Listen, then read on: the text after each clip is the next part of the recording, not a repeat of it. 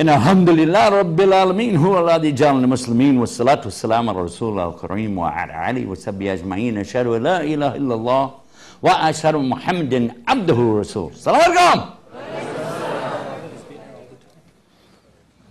You're forgiven. One moment.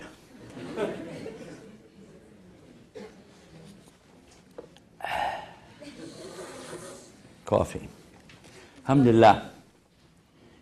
We have a program today, and it looks like some of you showed up for it, but just to be sure, I'll check and see. Is anybody that's not here yet, raise your hand? I know, I used that joke yesterday. Limited repertoire. So they got an extra room today, by the way. They have a room just for ladies over here if you wanted to get away from these smelly old men. And then they got another room upstairs for more folks up there. So I think you didn't have to turn anybody away now, right? Because we still got people coming in the door out here.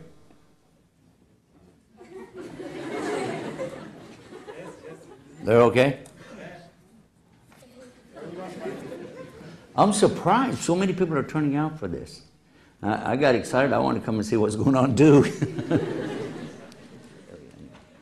Now let's get to our subject. Our subject today deals with the role of the an-nisa. What does that mean? Women, right. So before we get into it too far, I want to break down some words for you. This is my habit to do that. In English we say woman, and I was told when I was a little guy that that meant woe unto mankind.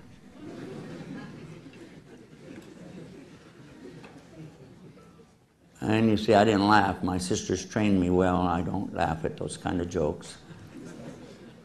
Smile only, but anyhow. But that's okay, because they also said human meant, a colored man. That human beings had color in them. They said that was human. So they had a lot of crazy stuff they used to say. But in Arabic, it's not about making up stuff and joking around. It's serious. Because the word for a male is rajul, and for a female, nisa. So it's clearly they're what? Say something? Anybody? Okay. If you know a little bit about the Arabic language, then you'll see that nisa is closer related to the human being, which is insan, than it is to rajul, which is male. So you can make a clear distinction there and see that it's not a takeoff of the word man or anything like that. In fact, the one closer to human being in Arabic is woman more so than the word man. And this is just etymology of words, playing with a little bit. Another thing that we learn, difference of words, is what a woman is all about. A woman is all about having babies. This is why she's called a woman. Otherwise, what would be the distinction? You're talking about a human being, a male and a female. It's like in plant life, you're talking about male and female. You're talking about one that fertilizes eggs and the other one is carrying the eggs, or, something relative to that. We understand that the place inside of the woman in English language where she conceives is called a womb. Okay? And I don't know what that word's related to. I forgot to look that one up. But the word in Arabic is raham. Raham, and the plural is arham. This word is related to the names of Allah, because Allah is Rahman Rahim.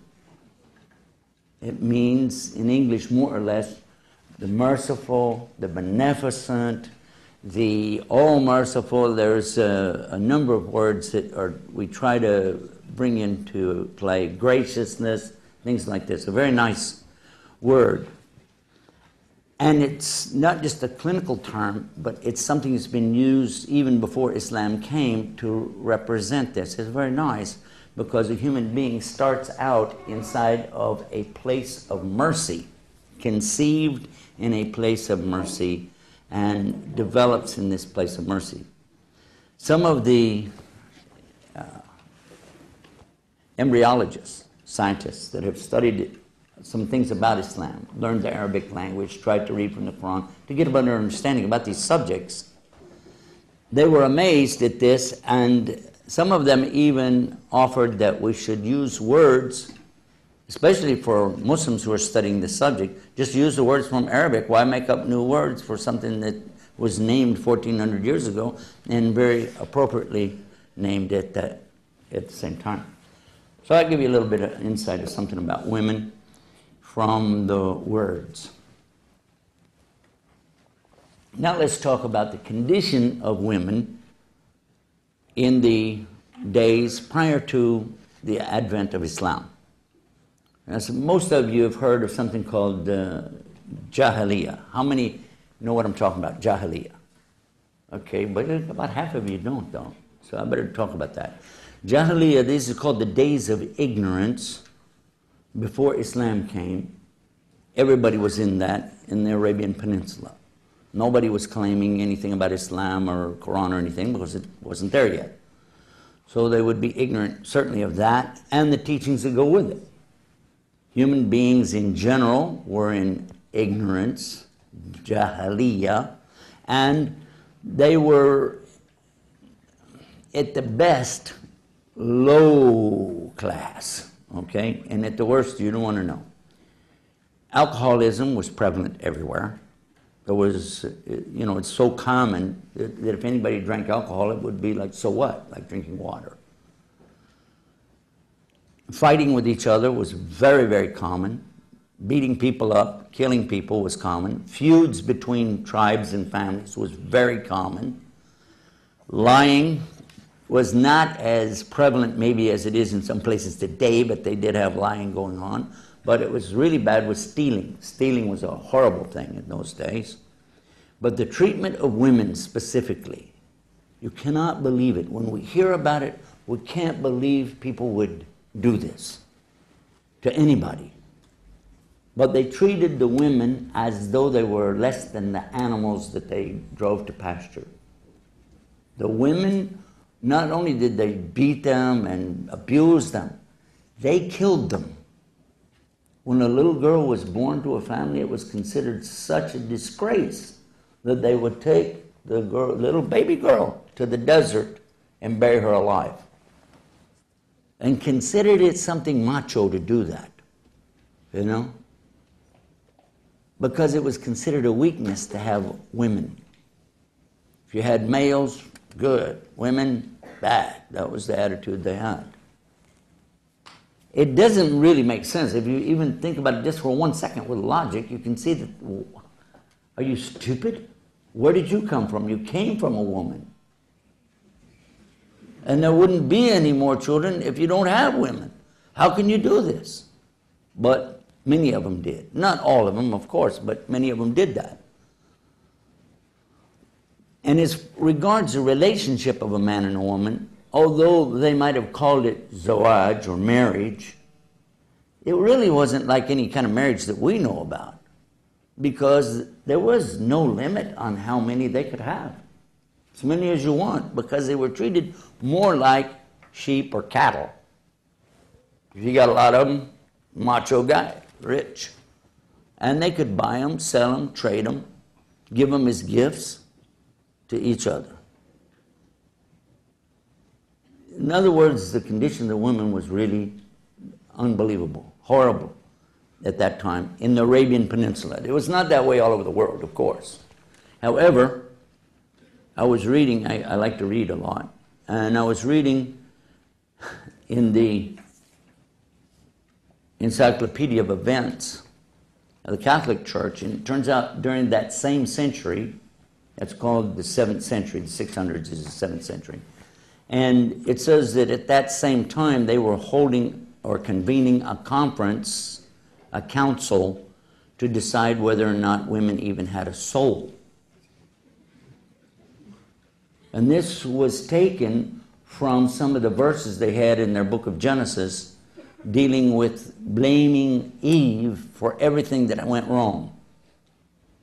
In other words, they're saying the devil came to Eve and she succumbed and then she goes and entices her husband to partake of this fruit, and because of that they fall out of heaven, and so it's all her fault. And then there's even some verses in there talking about the curse that's going to be on this woman and on her offspring, and the curse of the monthly cycles, and the pain and the agony of childbirth, and the curse on, but it doesn't say any curse on Adam.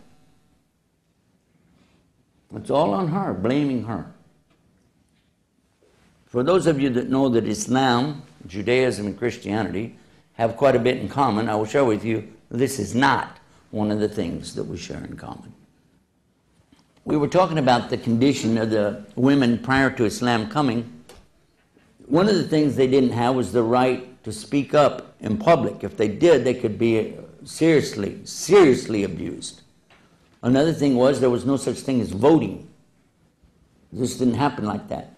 Certain tribal members or representatives of a tribe, males, only males, could, of course, voice their opinions about things and influence the decisions of the grand modulus or something like that, but not the women.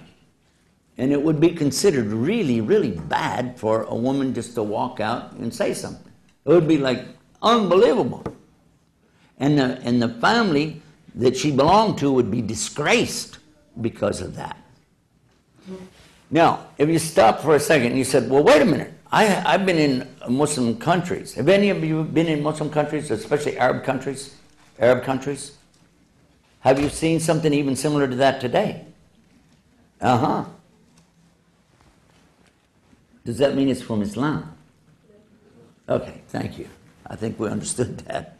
Because just because you see something, you don't, and it's from Muslims or in a Muslim country, don't think that that's Islam saying that. This is people saying that. Okay, now let's come to something more specific. Let's talk about what are the rights of a woman in Islam. Well, I would tell you that a woman has the right to be treated like a woman. And you say, well, what does that define that? That sounds rather subjective. No, because the creator of the woman is Allah, not a man. So what he says is what is her rights. But also, he says what the limits are. One of the things that I learned when I was coming into Islam, studying especially in Arabic, I learned that translators, and may Allah reward all the people who try to translate this, because it's not an easy job, but they make a mistake very often in gender.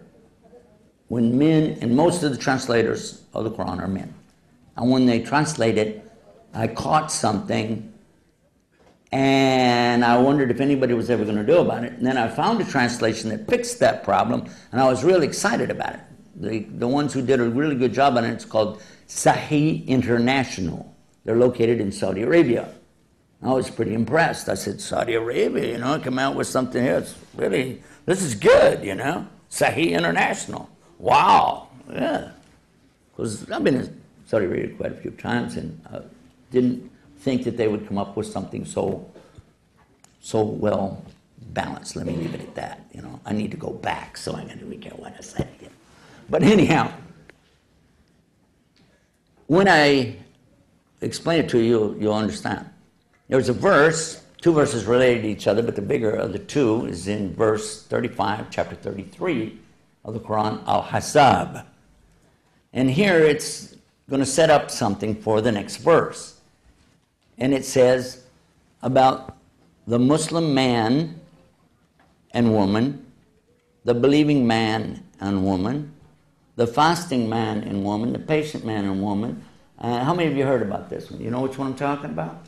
Now, did I say something wrong or right? No, I said it wrong. You're like me, you read it and you just think, oh, this is what it says. But it said, Muslimin wa Muslimat. Mu'minina wa mu'minat. Sabrina wa sabra. The point, it's saying the full name for the man and the full name for the woman. But when we translate it, we just say, the man who does so-and-so and the woman. And the man who does so-and-so and the woman. And the man, And the whole point of the verse, if you read the next verse, you'll see that it was to show you that a man and a woman both have the same distinction in front of Allah. Because in the next verse it says, because that was just a setup, because in the next verse it says, it is not for the believing man, nor is it for the believing woman. I'm talking about the Arabic, correct translation more or less, that when Allah and His Messenger have decreed any matter, that they have any option or any opinion other than that in this matter. And they accept it. And one of the things the believers say is, we hear and we obey. So Allah was making a point that the men and the women are the same in front of Allah. When it comes to obedience, when it comes to rights, when it comes to limits, it is the same. What's different? The physical body, yes. What else? Emotional conditions. Sometimes women have different emotions than men. Doesn't mean one's better than the other, but that's another factor. But as far as being intellectual more than one over the other, that's not true. We know that today anyway. Also, that a man can't do certain things that a woman can do, this is known. Men don't give birth, they don't have babies. In fact, my wife told me that after she had our first baby, she said, if a man had to go through the pain, she was making fun of men not being able to take much pain. She said if a man had to go through the pain of giving birth, and Adam had to give birth to Eve, there had never been another child. I don't know. You're right. You're right. She said that right. I don't want to know. My wife told me that I was asking, what kind of pain is this? And she said, well, I'll never explain it to you. Men can't understand. She said, but if you want to just get just a sample, grab your lower lip. Go ahead, guys, grab it. Okay? Okay? Ready? And pull it up over your head. I can't relate to that. I don't want to relate to that. When we look at the way the Quran came, stage by stage, issue by issue, and then we see what happened, each scenario that took place related to the revelation, for them it was like they were going through the life and stuff was being answered for them at the time. Wow, look at this. Okay, that's the answer to this. Why do those people do so and so? Well, then here's the answer here. How do I relate to that? Okay, you do this. So that people had a much better understanding of what it was that Allah had created and what He wanted us to do with it. What's interesting is, after that 23-year period, that we find today, many of us, when we open the Quran, it speaks to us. Hey, that fits my situation today. How did that work? Because even though some events are very clearly relative to something that took place then, many of the events and things that it's talking about are general enough, although it applied specifically to them, we can apply it specifically to us today. So let's take one of them, for instance. What are some of the rights that we would think about today that are really, really important, that really need to be addressed? And in my country, women had no right to even vote in the election 100 years ago. 100 years ago in my country, a woman could not vote. My mother told me that her mother was very much interested to know about what's called women's suffrage. And now this, when my mother was a little girl, at that time this was going on. She didn't really remember it, but her mother talked about it. Can you imagine this? Women couldn't vote. And there's still places today where women really don't have much say-so. But the whole entire country, the United States, supposedly all about freedom, supposed about freeing the slaves. It was in the late 60s, 1860s. But still a woman, she doesn't have the right to vote. They finally get the right to vote, but did that cure the problem? Everything was okay? No. In the 1950s, to open a bank account, my mother had to go get permission from my father. And by the way, she was older than him.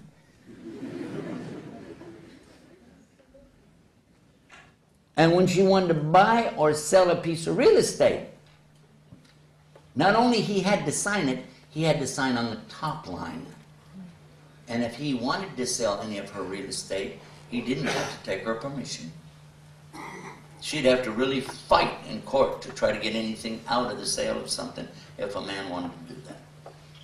I know about this because my parents owned real estate. They dealt with real estate, and I can remember issues coming up when mothers have to call him and say, come over here and sign this thing, please, hurry. And, you know, things have to be notarized. It has to be his signature. And he didn't have anything to do with the property, except that he was the husband. Then, even into the 1960s, we still had the problem in some states that a woman couldn't buy a life insurance policy without the permission of her father or her husband. So, oppression is in many ways and in many places. And unfortunately, a lot of things that come out in the news front page aren't necessarily the big issues to you and I. The things that we'd like to see corrected don't make it there until it's noteworthy to somebody else. But in the case of Islam, it's not based on human beings. It's based on what Allah is revealing to the people. Now, for those who don't believe in Allah, they just say, okay, this guy's just talking. We don't have to listen to that. That's fine. Because one of the things, and I think all of the ladies can confirm it, probably most of the men, but you can see the status of the mother. We're going to take the mother first. What is the status of the mother in Islam? A man came to the Prophet Muhammad, peace be upon him, and he said, after Allah and his messenger, so you see what I'm talking about there. Allah has to be first, the messenger second, because he's the one coming with the message. After Allah and his messenger, who now has the most rights on me? Who? Now, stop and think, what would be the answer today, what some people might say in different societies? They might say the government, they might say the king, they might say the income tax guy, they might say their girlfriend, or they might say, might say a lot of stuff. But who has the most rights on me after Allah and his messenger? And then who? And then? And then? The mother, the mother, the mother, and then the father. Now, I think the mothers make you guys memorize that when you're 2 years old, right? I'd say that. But it is in Islam that the mother is first and foremost above everything, because at that time, the mother had nothing. So this was another thing that came in the face of these people looking like, come on, how am I going to go to a religion like that? No way. Give them another excuse. No, this is not what we do here. It was another excuse to reject it. Another thing, when they started talking about a newborn baby, we talked about the mother gives birth. Let's say she has a little boy. Whoa, let's get out here. We're going to slaughter a bunch of sheep, camels, feed everybody, bring all the tribes together, big celebration. Another macho male born to my clan. But then, what if she has a girl? Ugh. And they have an expression in Arabic, they become yellow-faced. It means, oh. And this was their attitude. Serious attitude. To the extent that many of them would take this newborn girl to the desert, according to their custom, and bury her alive in the hot burning sands. Something so disgraceful to a Muslim that one of them who had actually done this thing, after Islam came, he was recounting that and crying about it. And well, actually the story is that he was crying and then he laughed, and they went to him and they said, "Oh, Amir al-Mu'mineen," he was the leader of the Muslims at that time, "we saw you laugh and we saw you cry. What was that about?" He said, "Well, the crying was when I was thinking back about before Islam came, the ignorance that we lived in, and the custom we had about taking a baby girl to the desert and burying it alive." He said, "I did that. And I was crying about it, feeling remorse, bad, He said, but then I remembered something else that we had as ignorance too, that we used to worship just whatever, as a god. And when the people used to come to Mecca with their gods to worship and go around the Kaaba and do all their stuff, some people came and I didn't have a god and I wanted to worship something, but I had some rutab. Rutab is the dates that are still on the stick. He said, so I formed it up and made a god out of it and I was worshiping it. But then later I got hungry, so I ate it.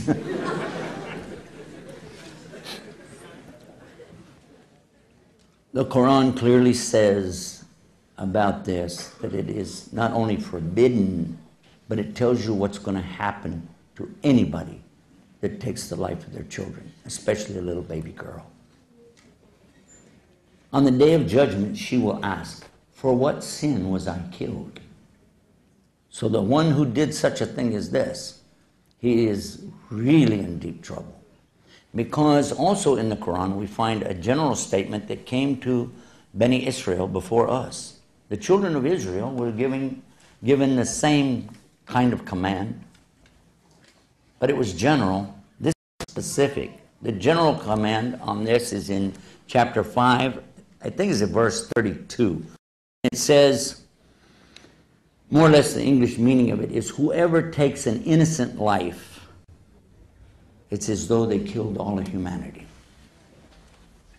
But whoever saves a life, it's as though they saved all of humanity.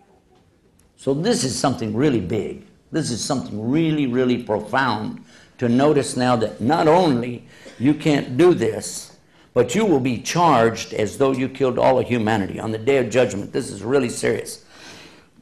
So as these people would get away from their ignorance and come into Islam, these were some of the things immediately they wouldn't do anymore, or regret had they done them in the past. They changed people's lives tremendously. People that were formerly drunks were introduced to something called sobriety, but it came in stages. Let's go now to another issue. We talked about the mother and what's her status, and the Arabic expression is, "My mother is on my head." This is an expression. It means that everything from my mother, whatever she needs, I'm going to do it. If the mother says, "I don't want you to stay home today," that's it, I'm staying home. If she says, "I don't want you to do business with that man," that's it, I'm not going to do business with him. My mother said, "Don't do it." I've seen it happen. There is some real good respect for the mother and her decisions and her wants. Now, we talked about the baby girl. Now, as the girl grows up, she also has rights. There are a lot of rights that go along with being a Muslim girl. Some of the things that we in our societies, various societies around the world, we might not appreciate. But one of them is that she has the right of being protected against a lot of things. So for this reason, the girls start out in a protected atmosphere. They're not just thrown out with the dogs or something like that. We kick the boys out during the day, but we don't kick the girls out. The girls will stay close to their mothers, and they'll learn a lot of things from watching their mothers. As they get older, though, when it's time to learn, there's no difference in the education. The girls learn, the boys learn. But where they learn? Because it's easier, especially for the mother, to teach the girls at home than it is to send them out and then wonder if they're okay. So when they're small, this will be the case. When girls reach a certain age, and we all know which age I'm talking about, now there's a new kind of protection needed to go in place to keep these wild animals from chasing them around. I'm talking about guys. So if she goes somewhere, then we want to have her father with her brother with her, uncle, somebody who will keep a close watch to make sure that somebody doesn't get overly excited.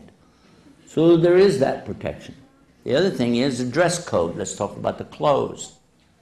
Now, in Norway or Sweden, the countries I've been visiting, there's not a big emphasis by the non-Muslim women to worry about what they wear, or actually what they don't wear. But for Muslims, no, this is part of the criterion for the ladies. There is a dress code. But a lot of people don't know there's a dress code for men too. The men also have a dress code. In fact, the dress code for all Muslims, all the believers, is from the navel to the knee, all the way to the center of the knee to the middle of the navel. Has to be covered up. And that's all the time. Even just lounging around the house, this needs to be covered up. So, and by the way, for the men, the upper area is to be covered anytime he does his prayers. And it's preferred when he's running around if he has a garment to wear, because in those days the people were pretty poor. Having two garments would be a luxury to some people. But if he has an upper garment, he should wear it. We learned that. As far as wearing any footwear, that's going to be kind of obvious. If you run around with no shoes on, what happens to your feet? So that's not really mentioned that much as far as, being an obligation. It's common sense to cover your feet. But now, whenever there's going to be a strange man around, then the woman is to cover up, and it's telling her more than just covering up in general. It tells her how to cover up. This is in chapter 24, verse 31. Again, though, men very frequently don't refer to the verse before it. So we're going to go there first, and then we'll come to 31. Verse 30 says to Muhammad, peace be upon him, tell the believing men to lower their gaze. And the phrase here is very clear, not to be checking out the women. That's exactly the idea of, hey, baby, I'm right. Nope. It is, if you look to say something like that, that's okay. They have what they call the first glance is permissible in Islam. And one of our brothers came from Saudi Arabia, had never seen any women except all covered in black in the streets. And so when he came over, we saw him in the airport. He's waiting for us to pick him up. He's like this. And we're like, Abdullah, what are you doing? I made up the name. I said, what are you doing? He said, don't bother me. I didn't blink yet.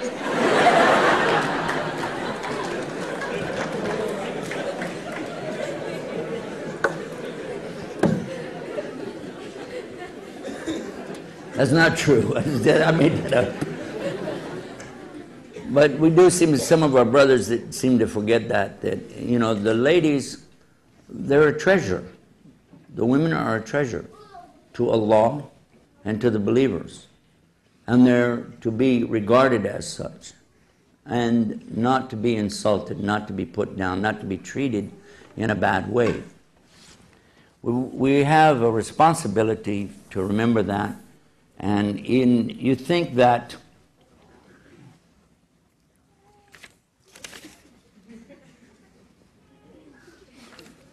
got me. Okay. But anyway, the thing that we're trying to say here is that the women have rights for you not to stare at them. And then it continues and says, cover your private parts, protect your private parts. And all of this is better for you if you're a real believer. The next verse tells the believing women, because the prophet is told now by Allah, tell the believing women to lower their gaze. Same thing. Guard their private parts. Same thing. And to let down their khimar over juyubahin. What is khimar? Many people translate the word khimar as veil. But actually, khimar is not something you really can see through, and a veil is. The khimar is something that used to be worn on the back of the head, and it was long, covering the hair.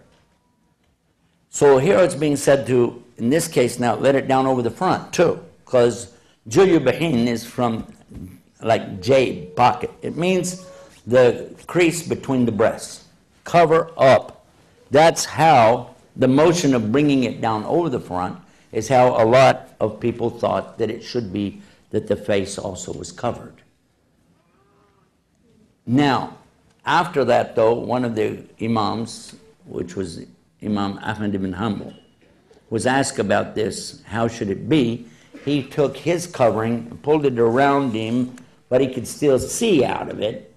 They could easily see one of his eyes, and he said, like this way. So a woman's hands and face can show, according to the ruling of most of the scholars. A few take the opinion, no, it has to go all the way down over. But I haven't seen anything strong enough to indicate that for me, but I'm not trying to pretend to be a big scholar either.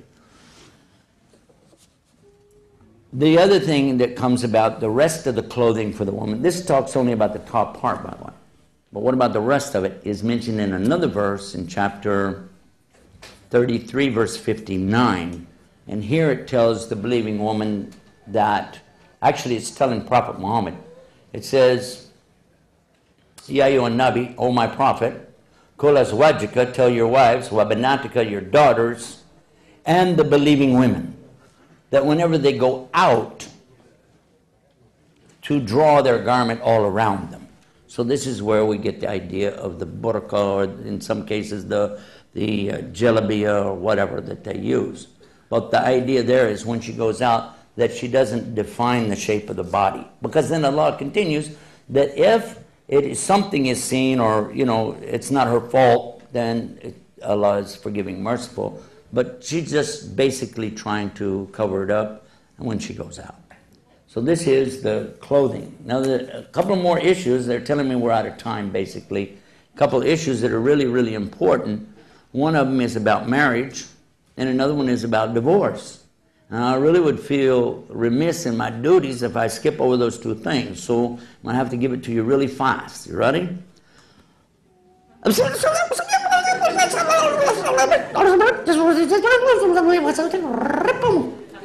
Okay?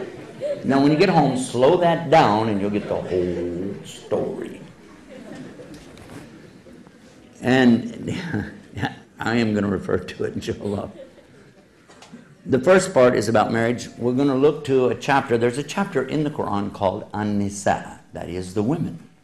So it makes sense if you have a woman question, look in that chapter. It's not the only place it talks about women. It's not the only place it talks about marriage. It's not the only place it talks about divorce. But it is a central place for you to start with. Start there and watch right from the very beginning. أعوذ بالله من الشيطان الرجيم بسم الله الرحمن الرحيم يا أيها الذين يا أيها الإنسان اتقوا ربكم الذي خلقكم من نفس واحدة وخلق منها زوجها وبث رجالا كثيرا والنساء واتقوا الله تساءلون به والأرحام إن الله كان عليكم رقيبا. Allah is telling us from the very beginning that we should have taqwa for Him, which is to fear His punishment. And when He's telling you that, because He's getting ready to tell you an order about how important it is to understand something here, that Allah created all of us from a single person, Adam. And from Adam created his spouse, and from those two brought forth many women and many men. Rijalan kathiran, one nisa, and women.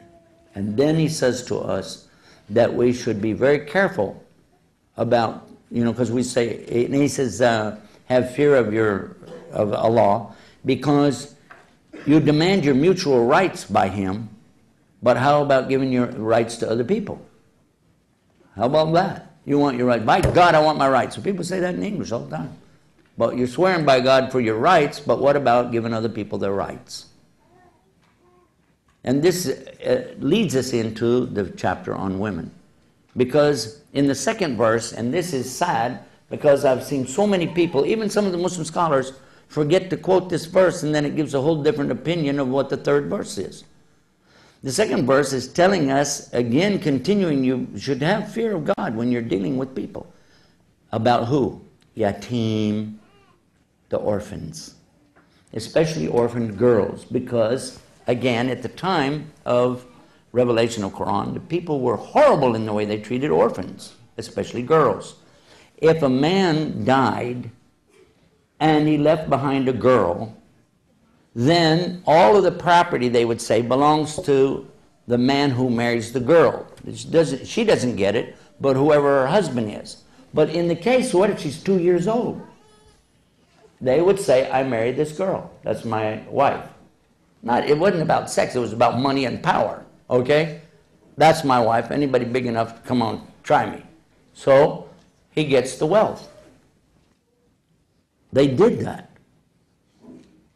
Don't take their money, going back to the Quran, don't take their wealth, mix it with your wealth in hopes of bettering yourself while you're claiming that you're doing it for her. Marry, now comes the subject, marry your wives, 2, ithna, thalatha, arba, 2, 3, 4. If you can treat them with equality. Otherwise, wahid, one. You didn't realize the people of that time didn't look at this as being an opportunity to go out and get a bunch of wives. They didn't go, wow, oh, we can get, no, you already have wives. They saw it as what we talked about in the beginning, a limit. It was the first limit set. You can't have more than 4. And some of these companions of Muhammad had more than 4 wives. They were forced to do something about that.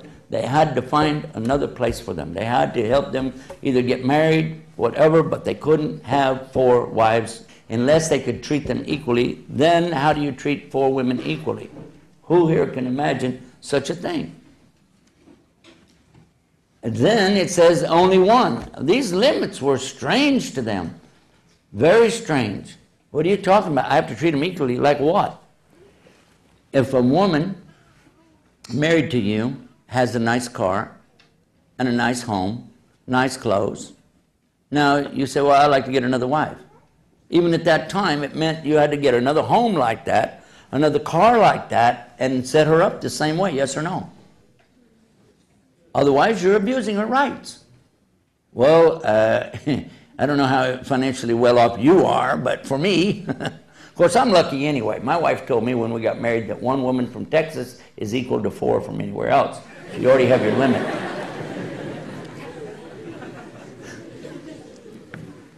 For the Muslims around the world today, they're the most really monogamous of all of the societies that I've visited. Most all of the Muslims where I go, they have 1 wife, and they consider it a big joke. A joke. It's one of the jokes that I will tell when I got some of the youth around me. I say, how many wives do you have? And they always start laughing right away. Ah, it's funny. Because it's ridiculous. How many of our youth are here today, somebody under 21 years old, don't even have 1 wife? This is your chance. The girls are looking. You can raise your hand.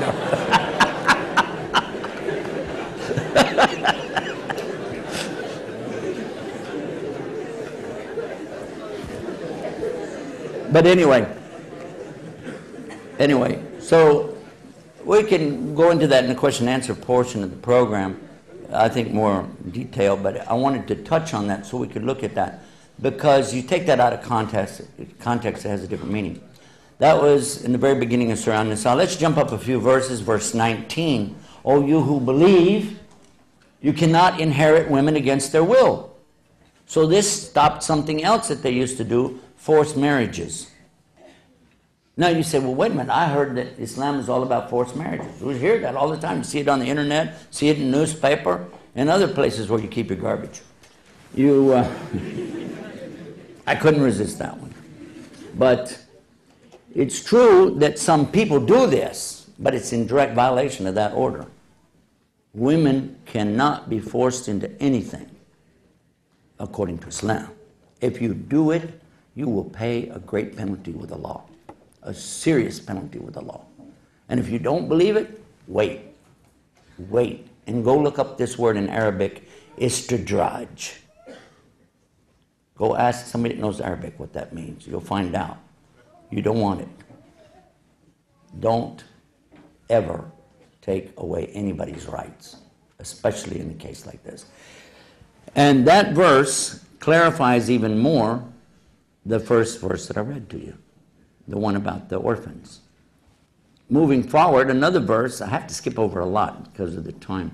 Another verse that's again misquoted says, and you find it on the internet and in articles attacking Muslims, it says, in their book, it says, beat your wives.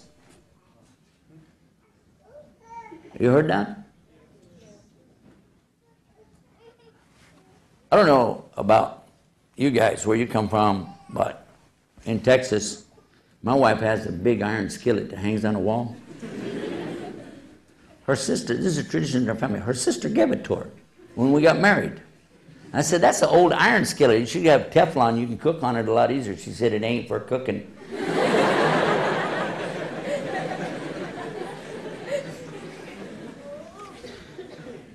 Kind of scared me because right after that I was joking around. I'm a character, you know, I'm always having fun. I was teasing her about something. She didn't like teasing, you know. And she just looked at me and she said, you got to go to sleep sometime. Okay. There are people, always people, who will try to manipulate things, both within and without, the outside of Islam. But just because somebody's manipulating something still doesn't make it true. What's true is that the verse that I'm going to tell you about is a beautiful verse that shows the balance in a marriage relationship between a man and a woman. It starts out a general statement about all men and women, but then it becomes clear that it's also talking about particularly for the wife and the husband. It starts with the word rajul. I told you earlier the word rajul means what? A man, a male. It says males are responsible for the upkeep, and this is talking also about the custodial care, the financial responsibility as well, for all the women. Now this is general. You can look at it yourself. If you know the Arabic language, this is a general statement, meaning that there's no such thing in Islam as a woman on the streets living out of a shopping cart or something. Because all the Muslim men are responsible to help this lady to have a place to stay, to have food, to have protection, to have warmth in the winter, coolness in the summer, whatever we're able to have for ourselves, we're supposed to provide for the women in general. Then it becomes more specific when it starts talking about, because Allah has made one more kawi than the other. The man's more able to go out and do these things, so it's his responsibility. In Islam, who is the one that is supposed to pay for the house, the upkeep, the maintenance, the utilities? Who? The man, right? Some of the ladies are going, really? You're in trouble. It's serious. Because it's happened to me that some Muslim women have asked me, what percentage of my money am I supposed to pay out of my paycheck to help my husband with house payments and car payments and all the rest of it? I said, are you serious? I said, yeah. I said, I know that percentage exactly. I have trouble sometimes with the zakat, 2.5% of what you hold over a period of blah, blah, blah, blah, blah. But this one is easy, 0. And she's like, huh? Now the brother was somebody close to me, I knew him really well, and he got kind of upset with me. He said, you know what she did? She turned in her resignation and quit her job. I said, tough. It's not your responsibility to do that.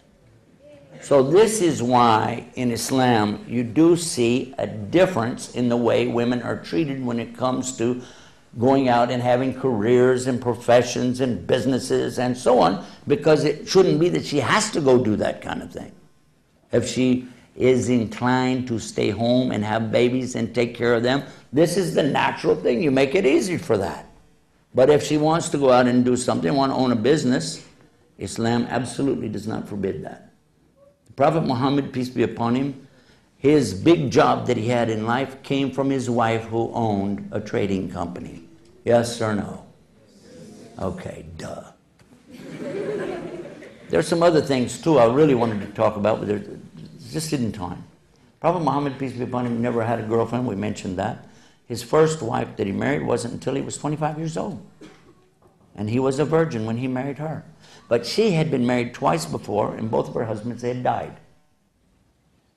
So there's nothing wrong with marrying a widow. Absolutely. This is the sunnah of Muhammad sallallahu alaihi wasallam. The Prophet Muhammad, peace be upon him, not only married a widow, but after she passed away, he married a lady who was really large, a very big lady named Sauda. And nobody made fun of that. They considered that to be a very good thing. He also married a lady who was very old. And it wasn't for sex, because they were clearly saying, she said it herself, they didn't have sex. But he was marrying her to care for her so that she had a legal companion to travel with her, do whatever she wanted to do, and provide for her. So when the guys start talking about having more than one wife, go back and look and see why and what he did. Because the more you think about it, the more you realize this is a lot of responsibility. This is a lot of work. Duh, yeah, that's the whole idea. And we don't have to tell you about having fun. Everybody knows about that. But having even one wife, a lot of you are not married yet. I saw that when you raised your hands. Well, I need to tell you, having even one wife is a big job for you. And you got to grow up a lot. And you have to take on a lot of responsibility. But then, if you take another wife, you'll find out about something really big. Really big. You'll never have time to do anything else again in your life. I'm serious. But for the most part, as I said already, most Muslims, they get married once in their life and they stay married all the rest of their life. And this is good. This is a very nice direction to go, because in most cases, that's a very compatible situation. But in the case where a woman is unable to bear children, a man doesn't have to throw her out and say, well, too bad, I want to get a wife that's going to have kids. He can keep this wife and take another wife and have children with her, and as long as he maintains both of them the same way. But he doesn't have to do that. Now, let's go the other way. Let's talk about divorce. If a man wants a divorce, we hear people say, all he has to do is walk up to the lady and go, I divorce you, I divorce you, I divorce you, take a hike.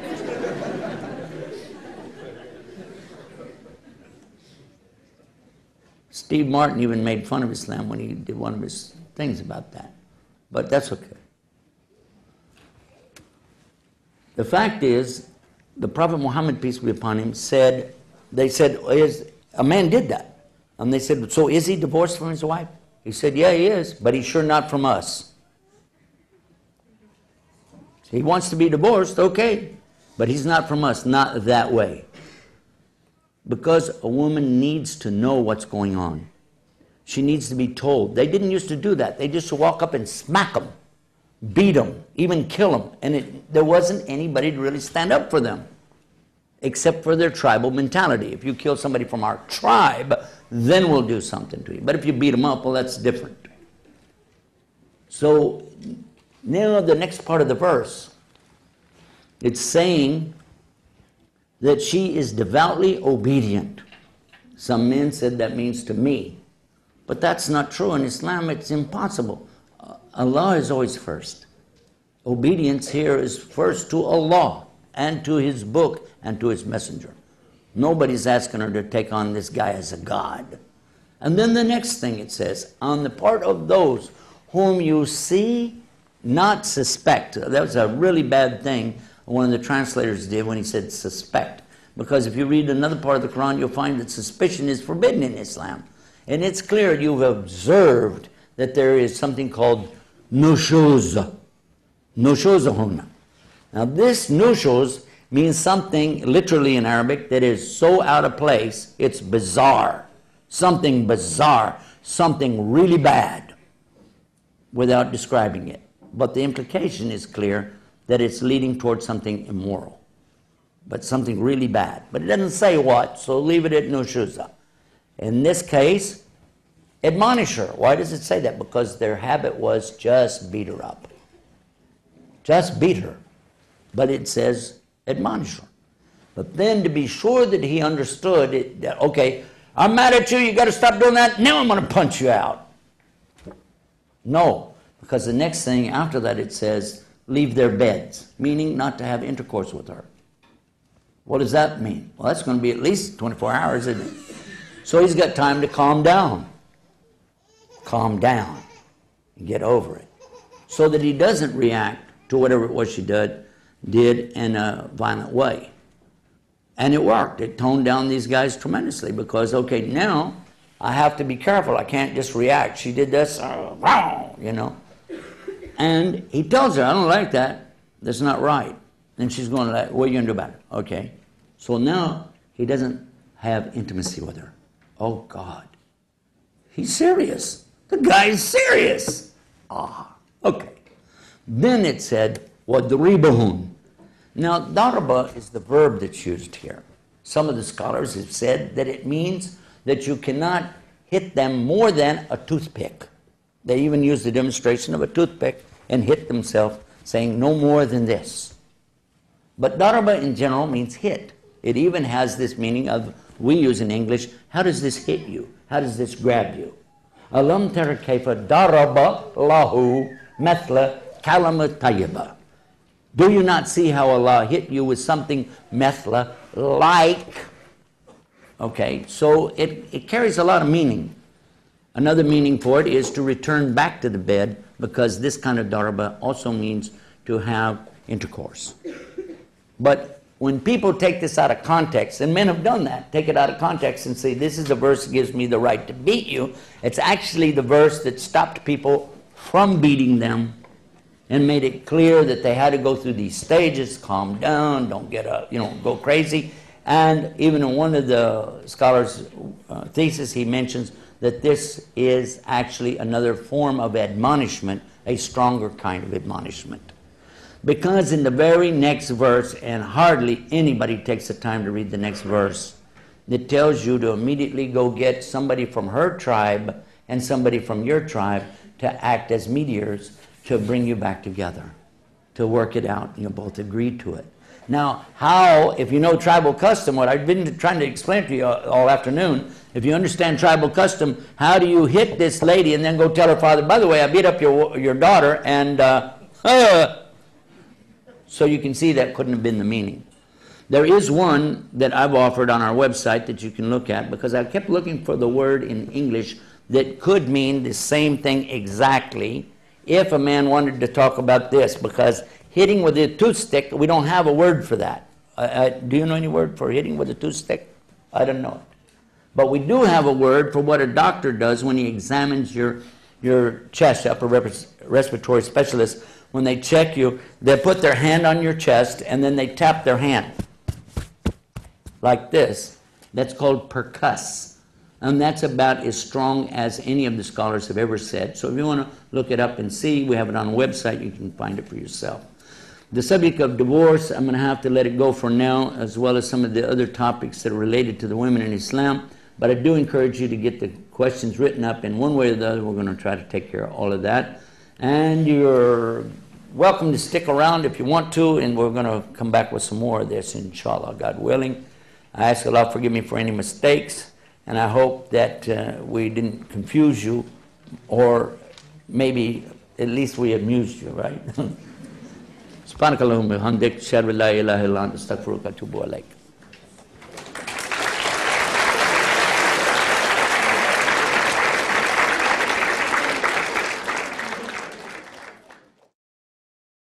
The young lady that accepted Islam here yesterday told us last night something amazing, how it came about, that she was looking and searching, and it came to her in a dream how to find the answer. And by getting with the Muslims, looking into Islam, she found what she was looking for. And all of us can find the same way, but start by asking him. Don't ask me. That's how I get out of answering any questions.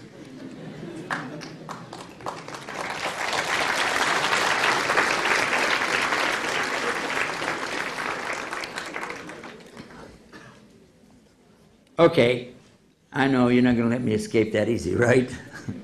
That was worth a shot. We're gonna do that now. We're going to take the questions, inshallah. I want to congratulate all of you really on being so patient. Your patience and your cooperativeness, working together and making room for each other here, this is really, it's amazing. And especially how long you've had to sit and listen to me cackle on. You guys got a lot of patience. You got class. You got style. I think I could turn that into a song. Got class, got style, I don't know. You too.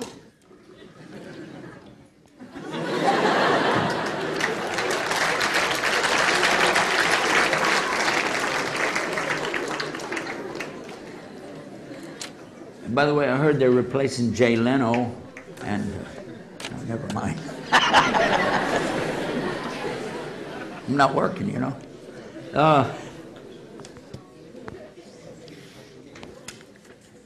I've got a nice surprise for you, but I'm going to save that for a few minutes because I'm going to try to take a couple of questions. Yeah, some of these are not really pertaining to our topic. I think a couple of these you can just ask your imam, your local imam, and in some of these cases he'll smack you, and you deserve it. But in most cases, I think some of the stuff you're saying, come on, man. It's about circumcision. This is the removal of the foreflesh on males. That is what Islam is talking about. And if anybody is doing anything to the females, this was not from the Quran that I know about. No.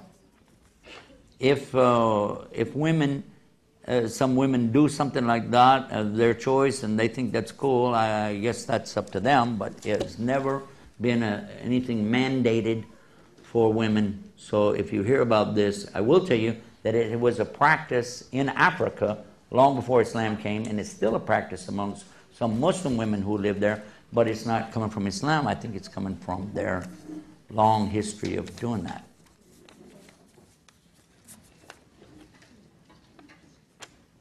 Here's a question. I'm going to ask this question, but then I'm going to ask you 2 or 3 more.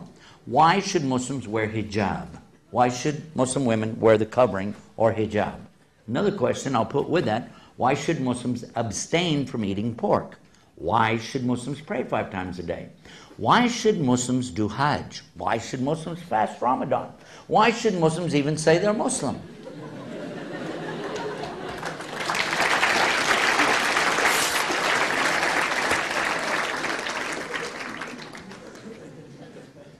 If you're a Muslim, you already know the answer. If you're not, you don't need to worry about it. Isn't that true? Nobody's asking the non-Muslims to wear hijab, are they? Because this is the identity of the believer. It's also the identity of the good Christian women and the good Jewish women as well. Even today, the best of the Jewish women, you'll find them, they cover. You didn't know that? Before I came here, I was in New York. There's plenty of Jewish women there. And you'll look right away. She's Jewish, because she's wearing, their covering doesn't cover their whole face like it might with the Catholic nun who is wearing something much more involved, but also a lot of them shave their head. The Jewish women shave their head and they wear wigs. You can't see their hair. They cut it all off. I'm just not joking, this is true. So, if a woman is not a believer, she doesn't believe in the Bible, doesn't believe in God, then good. Now we know who's who. But if you're a believer, it's in the Quran telling you what you're supposed to do. If you believe in the Quran, why don't you follow it? And evidence of belief is acting on what you believe. If you don't believe, then that's pretty obvious. You don't act on it. You just say it, but you don't do it.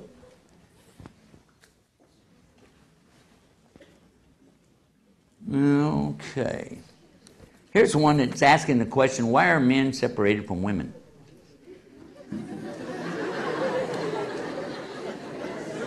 Is there any women here that want to go sit with a man? No, I'm asking. Let me give you another question. It came to me like this. I was giving a talk, and a woman, when we got the question answered, she came walking in the door, and just like this, she said, I want to know how come you Muslims can have 4 wives, but a woman can only have 1 husband. It caught me off guard, you know, and I'm just because I didn't expect somebody to talk to me that way, you know. And I said, well, excuse me, are you married? Yeah, what of it? I said, well, why don't you imagine your husband just for a second? She said, why? I said, no, just think about your husband. What he looks like, you know, he's coming home from work, he's sitting down in his favorite chair, everything. Yeah. Would you like another one just like him? No way! I said, then what do you want 4?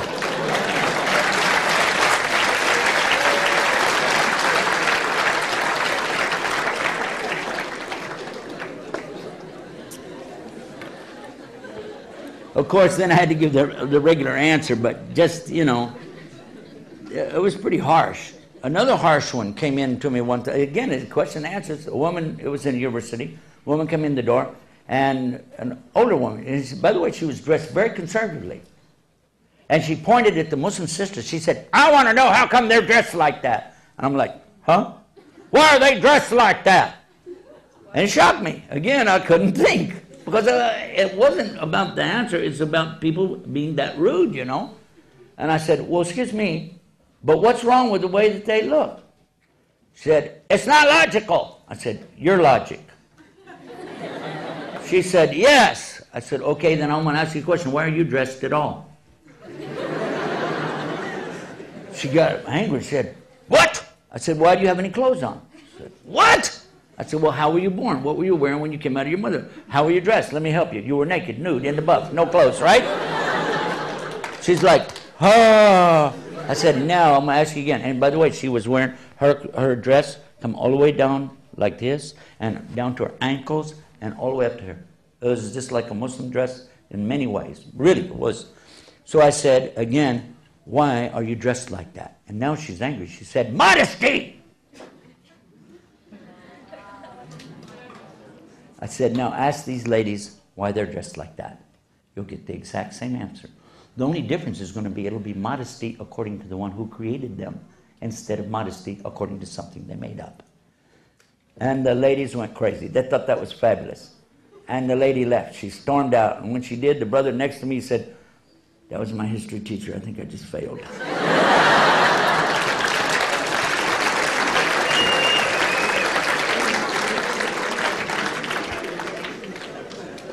She was a very fair lady. She did not fail him. He got a very good grade, by the way. But why do the women and men separate? And it's very simple. In many cases, throughout history, we know that men have taken advantage of women in many different ways, not the least of which is just to stare at them and make them feel uncomfortable. Also, when they pass by men will touch them in a way that you can't really say, "Hey, that man," no, just passing by, you know. Hey, just, you know, like, hey. Men do that, and that's not new. You don't have to be from Italy to do that.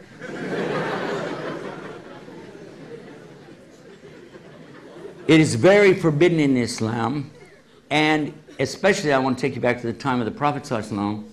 If somebody had done something like that back then to one of the women, they would have killed them. There wouldn't have been a heartbeat. You touch my wife, you touch my sister, you're dead. That's it. So there has to be a balance, a good balance. Women are told exactly how and where and so on in Islam, just like the men are told how, where, and so on, as far as dress and mixing and not mixing and so on. But sometimes people carry it to another level and they get confused. And it has been 1,400 years, and I'm not blaming anybody. I'm not picking on anybody, but I am asking all the Muslims to go back to the source and look. Now, I want to talk about, not here today, because you guys, for whatever reason, you're sitting like you are. Good. But at the time of Prophet Muhammad, peace be upon him, he did not have any kind of a division between the men and the women in his place of prayer. Did you know that? There wasn't anything there. The women sat in the back on their own, and the men sat in the front on their own. And he told them that the men would get more reward in their prayers by coming to the masjid for their 5-time daily prayer, 25 to 27 times more. But the woman receives more reward by praying in her home in the most secluded place, the most private of places. That the man has to pray with other men to have a big group, but the women don't, and they get the same or more reward than the men. It's a lot easier for her. She doesn't have to get dressed up, doesn't have to go over there, and she doesn't have to leave the babies behind. She doesn't have to leave food cooking on the stove. She's able to tend to what she does. Very simple for a woman to perform her ibadah or worship in Islam. If she wanted to go to attend the services in the morning or the evening, she would go, as many of the women did go, and then they would be in the back. Now, if there wasn't going to be any talk or anything like that, they would just simply get up and leave even before the men turned around. That's how they did it. Today, we've added something. You can see these artificial lights in here that are so bright that there's no way, in any time, day or night, that a woman would have the advantage of this kind of covering, because they used to have that there was darkness and they could slip in, slip out. You might say, "Oh, there's some women over there," but you didn't know who or what, and they didn't have to worry about what they had on. But today, it's very difficult. If a woman, for instance, if a woman has some jewelry or something, she's not supposed to show that off. So now what would she do? So if she has a baby, what would she do? You know, in Islam, a woman nurses her baby for 2 years. Well, now, for 2 years, you're not going to go in public? You're going to leave your baby? You can't leave the baby. What do? Islam gave a very nice solution. Women have this thing that comes over the front. We talked about it, the khimar.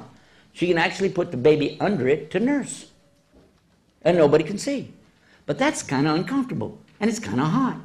So if she's sitting in the masjid and she would like to nurse the baby, men added a partition across so the women could be behind it for their convenience. Many of the women said, hey, this is great. After the prayer, I can take off my head covering and everything and kick back and enjoy the program. And today we still do the same thing. Some of our brothers in Islam perhaps didn't research this far enough, and they've made it mandatory for all women have to go behind this thing, and they have to sit this way, they have to do it, and you'll hear what they will say. Well, I will tell you, there's no evidence for it in Islam. There isn't evidence for that in Islam. The other thing is, in some cases, I have to support the brothers when they say, we cannot have any women come to our prayer on Friday. Because look around this room right now. Do you see how many people are in here? And how many other rooms we've got are filled up right now? And how would we do it if we had to cram everybody in here to do prayer? We couldn't. So they asked the women, you're going to get more reward by praying at home. Let the men come and do their Friday prayer and then let them get out. That's why they did that. But it wasn't because they were trying to deprive the women of anything or to make them feel bad. It was just simple logistics. And we encouraged them to build bigger mosques. Of course, then you got a problem. As soon as you say you want to build a bigger mosque, then you got all the people saying, no, those terrorists are back and they want to make bigger bombs. So the men are caught between these things. They're trying their best. And in many cases, they, I think, are doing a good job. Some cases, the men go too far. They say things that are not really established from Islam. But may Allah guide all of us. And I'm sure I made more mistakes than any of them anyway, just today. Almost out of time. I wish we had more time about this because so many things about what's happening in Islam today, and women especially, that it's not from Islam, but it's from human beings. The other thing is also, in general, the things they say about Islam in pertaining to your enemies or pertaining to Jews and Christians. Those things are distorted or twisted to an extent that it makes me sad. You didn't ask about it, but I would like to mention it myself, if you don't mind me to ask myself a question. The question is, why does it say in the Quran that you can't have Jews and Christians as friends? And why does it say in the Quran to kill all the Jews and Christians? Why does it say that? The answer is it doesn't say anything like that in either case. These are things that are being twisted way out. In some cases, Muslims twisting it, and in some cases, non-Muslims twisting it. The first one is based on two words in Arabic that are mistranslated, bitana and awliya. Awliya, it says don't take for awliya. Awliya doesn't mean a friend. It means an ally, so that when you're in a war, you have allies, you know, like countries do today. And if somebody's not of your faith, you don't bring them into your wars with you. You don't bring them in as allies, because it's not fair for a Christian to defend the faith of Islam, is it? Although it is correct for Muslims to defend the faith of the Jews and Christians. And we've proven that for the past 1,400 years. There's a pocket of Christians, we talked about it yesterday, who are living right now in Syria, who have been there all this time, surrounded totally by Muslims and protected by Muslims for all this time, still speaking the language of Jesus. And Mel Gibson had to go there to get the language from them for his movie Passion of Christ, because they're the only ones left on earth who still speak that language. And by the way, we have a prophecy saying that this is the place in Syria. We know that in Damascus, this is where Jesus is coming back. And that's the place where today the only people who speak his language are still there. Just thought I'd throw that in. There are many things. The word bitana, this means to have the inside lining of your coat. Who do you put close to you? This close. Close as your deodorant. Huh? Even from some Muslims, you don't make them your bitana. So you understand how that is. The reference that they say, kill all the Jews and Christians, it doesn't even say Jews and Christians in it. It doesn't say al-kitab. What it says only, waqtuluhum. This is what it says. But it's in relation to the verse before it, using kittul, and they translate it as fight. the word was actually kittel. Kittel actually means to kill, fighting and killing like in combat. Because if you read it in context, you realize that you're fighting against people that are fighting you, because it's telling you again a limit. They were limited. They used to kill everybody all the time in their open wars and feuds, but now it was saying you can't do that anymore. It says you can fight them if they fight you. That was the first time in 13 years they were allowed to start fighting. And it said fight them where they fight you, but if they stop, you have to stop. Otherwise, you're the transgressor. Verily, Allah does not love transgressors. Then in the next verse, and combat them in mortal combat, meaning to kill if they're killing you. Listen to this. And drive them out from where they drove you out. Ain't no Christians or Jews drove any Muslims out anywhere at that time. This was a specific verse about something that just happened. It was talking about the idolaters who were their own relatives that had driven them out of their homes, killed them, raped their women. It's saying now if they're fighting you, you can fight them back, get your land back. It says, and get your property back from them. Get your home back. Take it back. And it was talking about the people of Mecca. So when you stop in the middle of a verse and then add words that don't belong there, that's not Islam. I wish that we had time to do more of these. I really do. But in the meantime, I think what we can do is just tell you that your questions are good, really good questions. And some of these are not exactly on our topic. Some are personal. I don't like to ever do personal things in front of a whole crowd. It's not fair to you or the person that you're talking about. So I'm going to ask you to just consider this. If you will, write your questions down and then submit them to us at justaskislam.com. But before you do, go to searchforislam.com and type the keywords in to be sure we didn't already answer the question and make it simple for you. Searchforislam.com. Justaskislam.com. ScienceIslam.com, pertaining to the topic that we just had. And here's the one, I saved the best one for last. It's our newest website, really cool, islamswomen.com. There's no apostrophe, just put Islams with an S, women.com. I think you'll like it. It's got a flash program in the beginning of it. Yours truly standing there going crazy. And, but I think you'll like it. It has a lot of answers. And men, you can go to that website, but you have to lower your gaze. Just kidding. Jazakumullah khair. It's great to be with all of you. Till next time, peace. Assalamu alaikum wa rahmatullahi wa barakatuh.